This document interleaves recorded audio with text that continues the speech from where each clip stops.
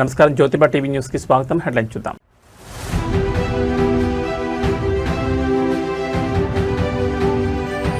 వెలగపూడిలో CM Chandrababu అధ్యక్షతన AP cabinet భేటీ, పలు కీలక నిర్ణయాలకు ఆమోదం.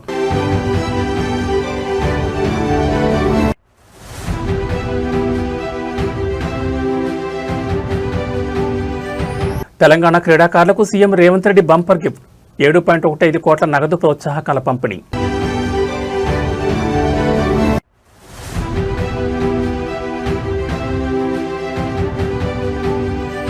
బనగానపల్లిలో సీఎం చంద్రబాబు మార్క్ పాలన, గుట్టుపల్లి రైతుల దశాబ్దాల భూ సమస్యకు తక్షణ పరిష్కారం.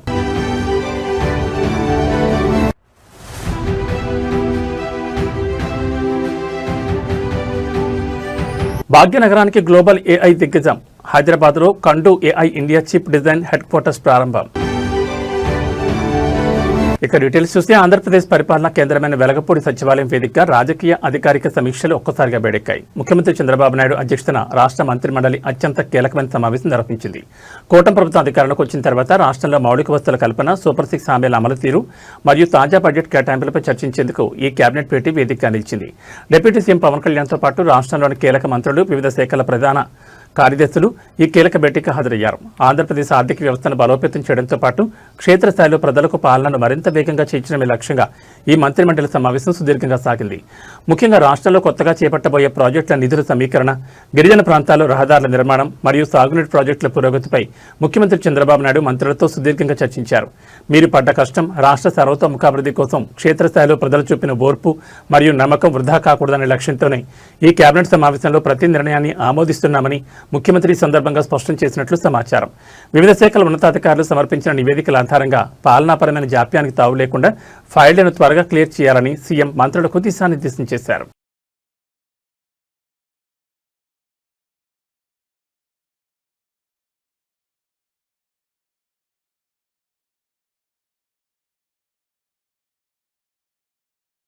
ఫైళ్ల కదలికల కోసం నెలల తరబడి నిరీక్షించే రెవెన్యూ వ్యవస్థలో ముఖ్యమంత్రి చంద్రబాబు నాయుడు తనదైన శైలిలో వేగాన్ని పరిచయం చేశారు. నంద్యాల జిల్లా బనగానపల్లి పర్యటనలో గట్టుపల్లి గ్రామానికి చెందిన రైతుల దశాబ్దాల నాటి భూ సమస్యకు ముఖ్యమంత్రి వేదికపైనే తక్షణ పరిష్కారం చూపించారు. గత మార్చి 9న గుట్టుపల్లి రైతులు ఇచ్చిన వినతి పత్రాన్ని గుర్తుపెట్టిన సీఎం అధికారులను అక్కడికక్కడ నిలదీశారు. వివాదాస్పద 22A నిషేధిత భూముల జాబితా నుండి ఆ భూములను త్వరలో కాదు, ఇప్పుడే ఈ క్షణమే తొలగించాలంటూ జారీ చేసిన ఆదేశాలు ఇప్పుడు ఏపీ రెవెన్యూ వర్గాల్లో సంచలనంగా మారాయి. ఆంధ్రప్రదేశ్లో 22A నిబంధన కారణంగా వేలాది మంది రైతులు తమ సొంత భూములపై హక్కులు కోల్పోయి అమ్ముకోవడానికి లేదా రుణాలు పొందడానికి వీలు లేక తీవ్ర ఇబ్బందులు పడుతున్నారు. బనగానపల్లి పర్యటనకు వచ్చిన ముఖ్యమంత్రికి గుట్టుపల్లి రైతుల బాధలు మరోసారి దృష్టికి రాగా ఆయన ఏమాత్రం జాప్యం చేయకుండా జిల్లా కలెక్టర్, రెవెన్యూ అధికారులను స్టేజ్ పైనే ప్రశ్నించారు. త్వరలో చేస్తాం సార్ అని అధికారులు సమాధానం ఇవ్వబోగా త్వరలో కాదు, ఇప్పుడే ఇక్కడే పూర్తి చేయండి అంటూ చంద్రబాబు స్పష్టమైన డెడ్లైన్ విధించారు. మీరు పడ్డ కష్టం, తమ సొంత భూమిని నిషేధ జాబితా నుండి విడిపించుకునేందుకు క్షేత్రస్థాయిలో గుట్టుపల్లి రైతాంగం దశాబ్దాలుగా చూపిన ఓర్పు మరియు ఆవేదనకు ఇది మంచి ప్రభుత్వం నినాదంతో దక్షిణ సాక్ష న్యాయమిదిని స్థానిక రైతులు హర్షం వ్యక్తం చేస్తున్నారు. ముఖ్యమంత్రి ఆదేశాలతో అధికారులు తక్షణమే సదరు భూముల ఫైళ్లను ప్రాసెస్ చేయడం ప్రారంభించారు.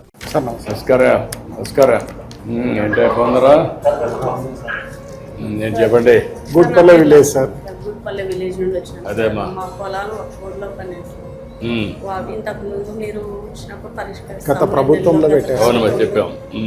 దాని గురించి పరిష్కారం గురించి చెప్పుకోవడానికి మాట్లాడుతున్నాం. అదే కదా, అదే సార్. రండి. మనకి బేతంచెర్ల మండలం సార్, 2669 ఎకరాలని మనకి వక్ఫ్లో మనం ఆర్ఎస్ఆర్ నుంచి వెరిఫై చేస్తే ఇవి పట్టాలని సార్. వారసత్వంగా కూడా వీళ్ళు అప్పటి నుంచి అనుభవంలో ఉన్నారు. మనకి అక్కడ విలేజ్ లో మనకి వక్ఫ్ కింద 426 ఎకరాలు ఉంది సార్. 426 ఎకరాలు 20K1C నోటిఫై అయింది sir. In addition to that 426 acres 2669 acres ఫిబ్రవరి 2023లో వక్ఫ్ కింద పెట్టేశారు సార్. తమరు కొత్త గురించి వచ్చినప్పుడు రిప్రజెంట్ చేశారు సార్. మన 22A1C CEO వర్క్ కాంపిటెంట్ కాబట్టి మనం ఒక ప్రపోజల్ పంపించాం సార్. కూర్చోండి, రండి. అంతా గుంటుపల్లి వాళ్ళేనా? అవును సార్. ఓకే, మీరేమన్నా చెప్పాలన్నా సార్? డోన్లో వచ్చినప్పుడు మీకు అర్జీ ఇచ్చాం సార్ శాసనసభ సభ్యుల ద్వారా. అప్పుడు మా సమస్య కూడా చెప్పినాం సార్ అది. ఉమ్, మీరు ఒక 2 నెలల్లో పరిష్కరిస్తామని కూడా చెప్పారు సార్. ఉమ్, మీరు చెప్పినట్లుగానే ఈరోజు పరిష్కారం అవుతుంది సార్. ఉమ్. చాలా చాలా సంతోషంగా ఉంది సార్ మాకు. మా గ్రామం తరఫున, మా గ్రామంలో ఈ ల్యాండ్కి సంబంధించిన కుటుంబాల తరఫున మీకు ధన్యవాదాలు తెలుపుకుంటున్నాం సార్. యా యా తెలంగాణ క్రీడాలోకంలో నేడు ఒక స్వర్ణాధ్యాయం లిఖించబడింది. దేశ విదేశీ మైదానాల్లో మన జెండా ఎగరేసి తెలంగాణ సత్తా చాటిన క్రీడాకారులకు రాష్ట్ర ప్రభుత్వం సముచిత గౌరవం కల్పించింది. వివిధ క్రీడా విభాగాల్లో దేశం గర్వించదగ్గ విజయాలు సాధించిన 6 తెలంగాణ అగ్రశ్రేణి క్రీడాకారులకు ముఖ్యమంత్రి రేవంత్ రెడ్డి 7.15 కోట్ల మేర భారీ నగదు ప్రోత్సాహకాలను అధికారికంగా అందజేశారు. క్రీడాకారులను స్వయంగా సత్కరించి వారికి ఆర్థిక భరోసాతో పాటు భవిష్యత్ టోర్నీలకు అండగా ఉంటామని సీఎం హామీ ఇచ్చారు. తెలంగాణ రైజింగ్ స్టార్స్ అయిన అథ్లెట్లకు మెరుగైన శిక్షణ, ఆర్థిక ఇబ్బందులు లేని క్రీడా వాతావరణాన్ని అందించడమే లక్ష్యంగా ఈ ప్రోత్సాహకాల పంపిణీ సాగింది. సచివాలయంలో జరిగిన ఈ ప్రతిష్టాత్మక కార్యక్రమంలో మంత్రులు, క్రీడాశాఖ ఉన్నతాధికారుల సమక్షంలో విజేతలకు చెక్కులను అందజేశారు. అంతర్జాతీయ స్థాయిలో పథకాలు సాధించిన వారికి ఈ నిధులు వారి తదుపరి శిక్షణ మరియు మెరుగైన కిట్స్ కొనుగోలుకు ఎంతగానో దోహదపడనున్నాయి. మీరు పడ్డ కష్టం, మైదానంలో పథకం కోసం క్షేత్రస్థాయిలో మన క్రీడాకారులు చూపిన ఓర్పు, క్రమశిక్షణ మరియు అంకిత భావానికి ఈ 7.15 కోట్ల పురస్కారం ప్రభుత్వం తరపున దక్కిన నిజమైన గౌరవమని ఈ సందర్భంగా సీఎం రేవంత్ రెడ్డి కొనియాడారు. తెలంగాణ దేశంలోనే అత్యుత్తమ స్పోర్ట్స్ హబ్గా తీర్చిదిద్దేందుకు సరికొత్త స్పోర్ట్స్ పాలసీని తీసుకురాబోతున్నామని ప్రభుత్వం స్పష్టం చేసింది.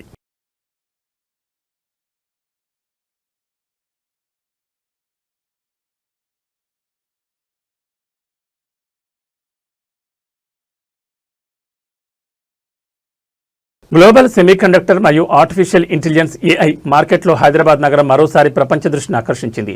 స్విట్జర్లాండ్ ప్రధాన కేంద్రంగా పనిచేస్తూ నెక్స్ట్ జనరేషన్ ఏఐ ఇన్ఫ్రాస్ట్రక్చర్ మరియు సెమీకండక్టర్ టెక్నాలజీస్ రంగంలో దూసుకుపోతున్న గ్లోబల్ దిగ్గజం కండు ఏఐ నేడు హైదరాబాద్లో తన సరికొత్త అధ్యాయాన్ని ప్రారంభించింది. ప్రపంచవ్యాప్తంగా ఉన్న ప్రముఖ ఇన్వెస్టర్ల నుంచి ఏకంగా 225 మిలియన్ల భారీ నిధులను రాబట్టిన ఈ సంస్థ తన India chip design head quarters కోసం భాగ్యనగరాన్ని ఎంచుకుంది. తెలంగాణ స్థానిక ఐటీ నిపుణుడు సృజన్ లింగ సహా వ్యవస్థాపకుడిగా ఉన్న ఈ గ్లోబల్ కంపెనీ రాకతో హైదరాబాద్ ఐటీ ఎకోసిస్టమ్ ఏ స్థాయికి చేరిందో ఇప్పుడు స్పష్టమవుతోంది. అంతర్జాతీయ మార్కెట్లో చిప్ డిజైనింగ్ మరియు కనెక్టివిటీ సొల్యూషన్స్లో కండు ఏఐ అత్యంత ప్రతిష్టాత్మకమైన సాంకేతికతను రూపొందిస్తోంది. ప్రపంచ స్థాయి కంపెనీలు మన దేశం వైపు చూస్తున్న తరుణంలో హైదరాబాద్ను తమ భారతీయ నడిబొడ్డుగా మార్చుకోవడం గమనార్హం. ఇప్పటికే ఈ సెంటర్లో 150 మందికి పైగా అత్యంత ప్రతిభావంతులైన ఇంజనీర్లు గ్లోబల్ మార్కెట్ కోసం next gen AI infrastructure chips రూపకల్పనలో కీలక భాగస్వాములవుతున్నారు. మీరు పడ్డ కష్టం, క్షేత్రస్థాయిలో ప్రపంచ స్థాయి ఆవిష్కరణలకు సరికొత్త ఐటీ విప్లవానికి హైదరాబాద్ కేర్ ఆఫ్ అడ్రస్గా మారుతుందని నమ్మి ఇక్కడ టాలెంట్ పూల్ను ఉపయోగించుకోవడంలో కండు ఏఐ చూపిస్తున్న ఓర్పు మరియు నమ్మకం నిజంగా అభినందనీయం. ఏఐ భవిష్యత్తును హైదరాబాద్ నుంచే నిర్మించాలనే బలమైన సంకల్పంతో అడుగుపెట్టిన కండు ఏఐ బృందానికి ఐటీ వర్గాలు సాదర స్వాగతం పలుకుతున్నాయి.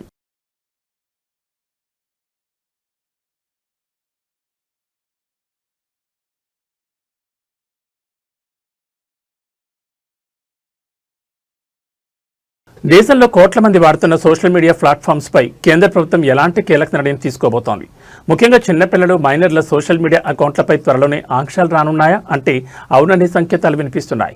16 ఏళ్ల లోపు పిల్లలు సోషల్ మీడియా వాడకుండా ఆస్ట్రేలియా ప్రభుత్వం విధించిన నిషేధాన్ని ప్రధాని నరేంద్ర మోడీ ప్రశంసించడం ఇప్పుడు అంతర్జాతీయంగా, దేశీయంగా పెద్ద సంచలనంగా మారింది.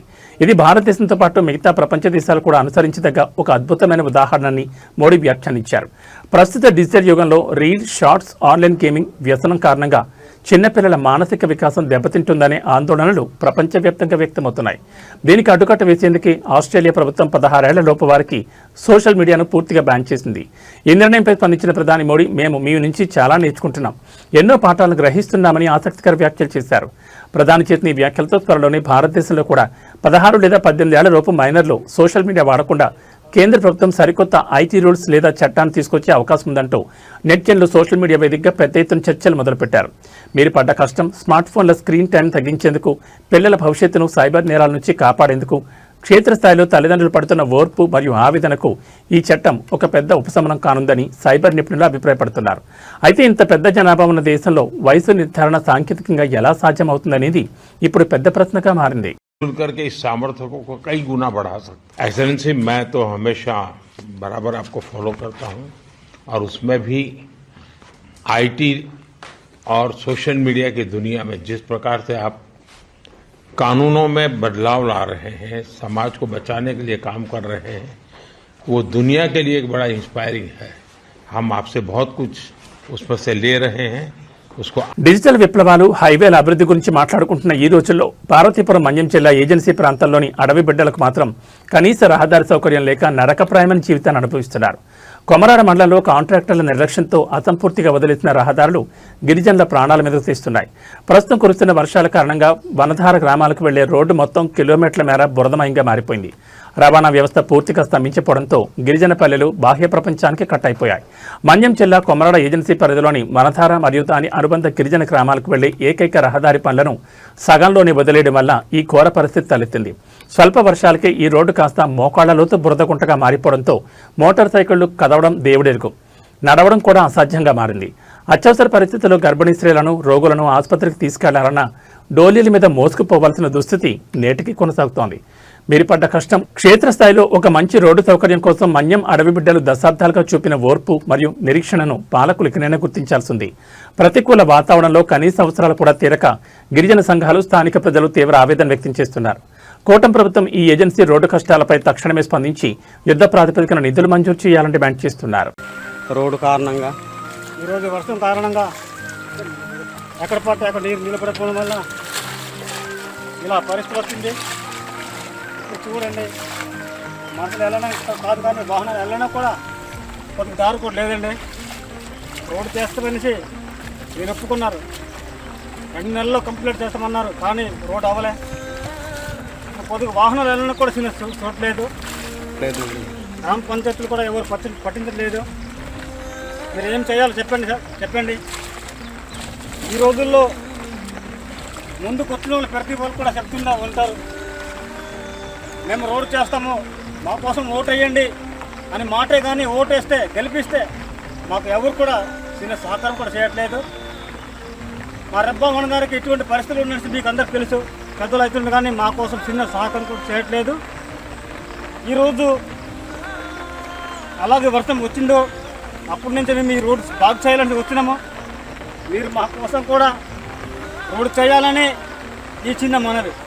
ఆంధ్రప్రదేశ్ రాష్ట్రంలో అంగన్వాడీల పోరాటం ఉగ్రరూపం దాల్చింది. తమ దీర్ఘకాలిక డిమాండ్లను పరిష్కరించడంలో ప్రభుత్వం పూర్తిగా విఫలమైందంటూ రాష్ట్ర వ్యాప్తంగా ఉన్న సుమారు 1,05,000 మంది అంగన్వాడీ కార్యకర్తలు, సహాయకులు ఏకతాటిపైకి వచ్చి కథం తొక్కారు.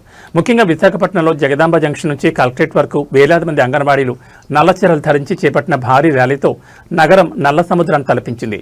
కలెక్టరేట్ ముట్టడికి వారు దూసుకురావడంతో అక్కడ భారీగా పోలీసులను మోహరించారు. గత కొంతకాలంగా ప్రభుత్వం చాలీచాలని జీతాలతో తమను వేధిస్తోందని, తక్షణమే సుప్రీంకోర్టు ఆదేశాల ప్రకారం కనీస వేతనం అమలు చేయాలని, పదవి విరమణ చేసిన వారికి పెన్షన్ మరియు ఉచిత వైద్య సదుపాయాలు కల్పించాలని అంగన్వాడీలు డిమాండ్ చేస్తున్నారు. ఈ క్రమంలోనే రాష్ట్ర వ్యాప్తంగా అన్ని జిల్లాల్లో కలెక్టరేట్ల ముట్టడికి పిలుపునిచ్చారు. విశాఖలో ఉదయం నుంచి జగదాంబ జంక్షన్ పరిసరాలు అంగన్వాడీలతో కిక్కిరిసిపోయాయి. ప్రభుత్వంపై తమ నిరసనను వ్యక్తపరుస్తూ అందరూ నల్లచీరలతో తరలివచ్చి భారీ నినాదాలు చేశారు. కలెక్టరేట్ వైపు దూసుకొస్తున్న నిరసనకారులను అడ్డుకునేందుకు పోలీసులు భారీగా బారికేడ్ ఏర్పాటు చేయడంతో ఉద్రిక్త వాతావరణం నెలకొంది. మీరు పడ్డ కష్టం క్షేత్రస్థాయిలో తల్లులుగా, పిల్లల సంరక్షణగా మీరు చూపిన ఓర్పును ప్రభుత్వం గుర్తించకపోవడం వల్లే ఈ రోజు రోడ్లపైకి రావాల్సి వచ్చిందని అంగన్వాడీ సంఘాల నేతలు తీవ్ర ఆవేదన వ్యక్తం చేశారు. డిమాండ్లు నెరవేర్చే వరకు వెనక్కి తగ్గేది లేదని స్పష్టం చేస్తున్నారు.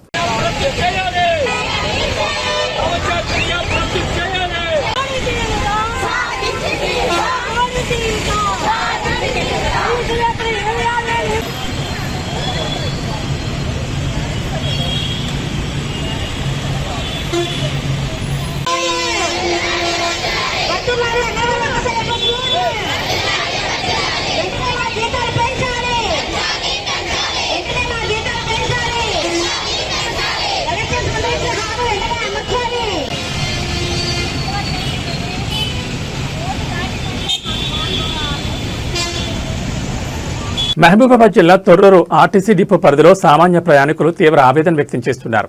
ముఖ్యమంత్రి బహిరంగ సభ ప్రభావం ఇక్కడ రవాణా వ్యవస్థపై తీవ్రస్థాయిలో పడింది. సభకు జనాలను తరలించేందుకు డిపోలోని అత్యధిక బస్సులను కేటాయించడంతో సాధారణ రోడ్లలో ప్రయాణించే వేలాది మంది ప్రయాణికులు నడి రోడ్డుపై నిలబడాల్సిన పరిస్థితి ఏర్పడింది. డిపోలో మొత్తం 94 బస్సులు అందుబాటులో ఉండగా అందులో ఏకంగా 70 బస్సులను సీఎం సభ కోసమే ప్రత్యేకంగా తరలించారు. డిపోలో కేవలం 24 బస్సులు మాత్రమే మిగలడంతో గంటల తరబడి బస్సుల కోసం వేచి చూస్తూ ప్రయాణికులు నరకయాతన అనుభవిస్తున్నారు. తొర్రూరు డిపో పరిధిలోని గ్రామీణ మరియు పట్టణ రోడ్లలో ప్రతిరోజు వేలాది మంది విద్యార్థులు, వ్యాపారులు, ప్రభుత్వ ఉద్యోగులు ప్రయాణిస్తూ ఉంటారు. అయితే ఎలాంటి ముందస్తు ప్రత్యామ్నాయ ఏర్పాట్లు చేయకుండా ఒకేసారి 70 బస్సులను సీఎం సభకు పంపించడంతో రవాణా వ్యవస్థ పూర్తిగా పడకేసింది. బస్టాండ్కి వచ్చిన ప్రయాణికులు గంటల తరబడి వేచి చూసినా కనీసం ఒక్క బస్సు కూడా రాని పరిస్థితి నెలకొంది. ఎప్పుడో ఒకసారి వస్తున్న 1-2 బస్సులు కూడా ప్రయాణికులతో కిక్కిరిసిపోతున్నాయి. ప్రాణాలకు తెగించి మహిళలు, వృద్ధులు సైతం ఫుట్పాత్ ప్రయాణాలు చేయాల్సి వస్తోంది. ఇది అదనుగా భావించిన ప్రైవేట్ జీపులు, ఆటోల నిర్వాహకులు ప్రయాణికుల నుంచి 3 రెట్ల అధిక ఛార్జీలు వసూలు చేస్తూ దోపిడీకి తెరలేపారు. మీరు పడ్డ కష్టం థియేటర్స్ లో సినిమా చూపిస్తున్నట్లుగా నడి రోడ్డుపై ప్రజలను గంటల తరబడి నిలబెట్టిన ఈ దుస్థితి సామాన్యుడిని తీవ్ర ఆగ్రహం తెప్పిస్తోందంటూ బాధితులు ఆర్టీసీ అధికారుల తీరుపై మండిపడుతున్నారు.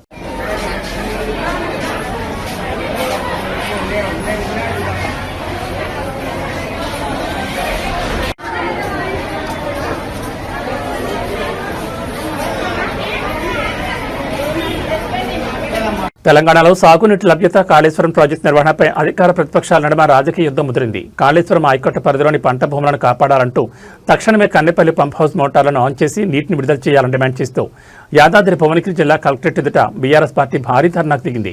బీఆర్ఎస్ అధినాయకత్వం పిలుపుతో మాజీ ఎమ్మెల్యేలు ఫైళ్ల శేఖర్ రెడ్డి, గొంగుడి సునీత మహేందర్ రెడ్డి, బూడిద విక్షమే గౌడతో పాటు వందలాది మంది ముఖ్య నేతలు, కార్యకర్తలు క్షేత్రస్థాయిలో ఈ ఆందోళనలో పాల్గొన్నారు.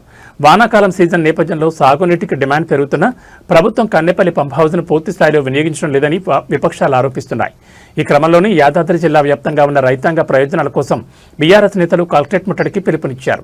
ధర్నాను ఉద్దేశించి మాజీ ఎమ్మెల్యేలు మాట్లాడుతూ గత ప్రభుత్వ హయాంలో అద్భుతంగా పనిచేసిన కాళేశ్వరం పంపులను ప్రస్తుత ప్రభుత్వం రాజకీయ కక్ష సాధింపు చర్యల్లో భాగంగానే తొక్కేస్తోందని మండిపడ్డారు. సాగునీటి ప్రాజెక్టుల కోసం క్షేత్రస్థాయిలో రైతులు చూపిన ఓర్పు వృధా కాకూడదంటే కన్నెపల్లి పంపులను తక్షణమే ఆన్ చేయాల్సిందే అని వారు ప్రభుత్వాన్ని డిమాండ్ చేశారు. పంపులు ఆన్ చేయకపోతే రాష్ట్ర వ్యాప్తంగా ఉద్యమాన్ని తీవ్రతరం చేస్తామని హెచ్చరించడంతో కలెక్టరేట్ పరిసర ప్రాంతాల్లో గట్టి పోలీస్ బందోబస్తు ఏర్పాటు చేశారు.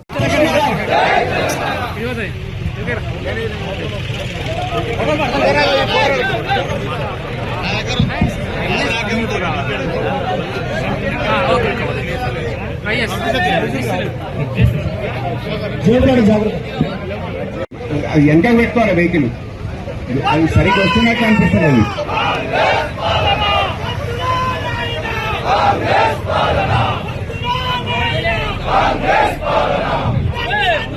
సౌత్ సినిమా ఇండస్ట్రీలో సాంప్రదాయ చీరకట్టు అందాలకు ఉండే క్రేజ్ ఎప్పుడు ప్రత్యేకమే. ప్రస్తుతం తమిళనాట ప్రముఖ మీడియా హౌస్ కుముదం న్యూస్ వేదికగా వైరల్ అవుతున్న ఒక బ్యూటిఫుల్ శారీ ఫోటోషూట్ సోషల్ మీడియాను హీట్ ఎక్కిస్తోంది.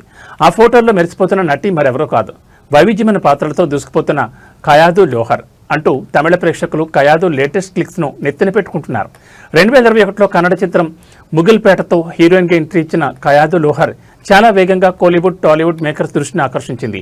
గ్లామర్ రోల్స్ మాత్రమే కాకుండా పీరియాడికల్ యాక్షన్ డ్రామాల్లోనూ మెప్పిస్తున్న ఈ నటి తాజాగా నీలిరంగు శారీలో చేసిన ఫోటోషూట్ ఇన్స్టాగ్రామ్, ఎక్స్ ప్లాట్ఫామ్లపై మిలియన్ల కొద్దీ వ్యూస్ రాబడుతోంది. ప్రతి ఇండస్ట్రీలోనూ తనదైన ముద్ర వేయడం కోసం క్షేత్రస్థాయిలో కయాదు లోహర్ చూపిస్తున్న ఓర్పు మరియు స్క్రిప్ట్ సెలక్షన్ కు ఇప్పుడు తమిళ పరిశ్రమలో దక్కుతున్న బ్రహ్మరథమే నిదర్శనం.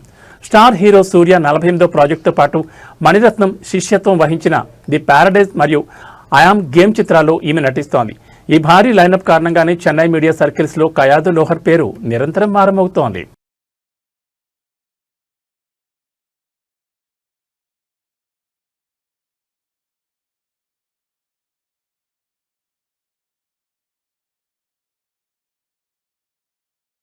పసిడి ప్రియులకు బులియన్ మార్కెట్ వరుసగా 2వ రోజు కూడా గట్టి షాక్ ఇచ్చింది. హైదరాబాద్ బులియన్ మార్కెట్లో బంగారం ధరలు మునిపెన్నడూ లేని విధంగా పైపైకి దూసుకుపోతున్నాయి. అంతర్జాతీయంగా ద్రవ్యోల్బణ పరిస్థితులు, రూపాయి విలువలో హెచ్చుతగ్గుల కారణంగా ఈ రోజు 24 క్యారెట్ల తులం బంగారం ధర ఏకంగా $380 పెరిగి 1,44,820 రికార్డు స్ట్రైక్ చేరింది. అటు ఆభరణాల తయారీకి వాడే 22 క్యారెట్ల బంగారం ధర కూడా $350 మేర పెరిగింది. హైదరాబాద్ స్పాట్ మార్కెట్ లెక్కింపుల ప్రకారం వినియోగదారులు ఎక్కువగా కొనుగోలు చేసే 22 క్యారెట్ల 10 గ్రాముల గోల్డ్ రేట్ ఈ రోజు $350 పెరిగి 1,32,750 పలుకుతోంది. అదే సమయంలో ప్యూర్ గోల్డ్ అయిన 24 క్యారెట్ల తులం ధర 1,44,820 వద్ద ముగిసింది. అయితే పసిడి ధరలు పెరిగినప్పటికీ వెండి ధరలు మాత్రం కేజీ 2,45,000 వద్ద మార్కెట్లో స్థిరంగా కొనసాగుతున్నాయి.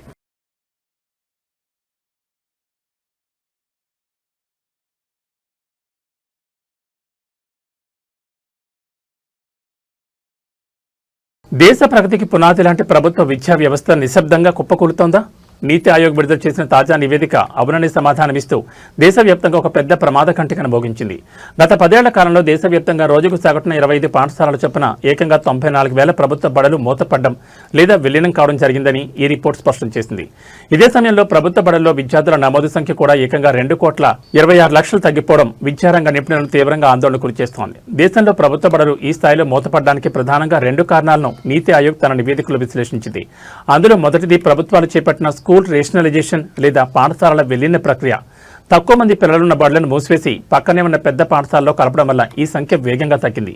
ఇక రెండవది దేశంలో మారుతున్న జనాభా సమీకరణాలు మరియు సంతానోత్పత్తి రేటు క్రమంగా తగ్గడం వల్ల బడియుడి పిల్లల సంఖ్య తగ్గడం, తమ పిల్లలకు నాణ్యమైన చదువు చెప్పించడం కోసం క్షేత్రస్థాయిలో సామాన్య గ్రామీణ ప్రజలు పడుతున్న శ్రమ వృధా కాకూడదనే ఉద్దేశంతోనే ఈ నివేదికను నీతి ఆయోగ్ బహిర్గతం చేసింది.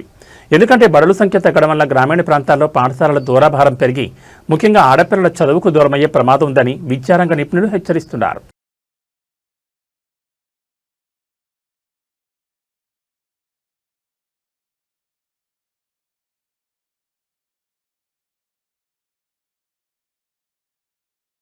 ఏబీ బులెటిన్ విశేషాలు. నమస్కారం.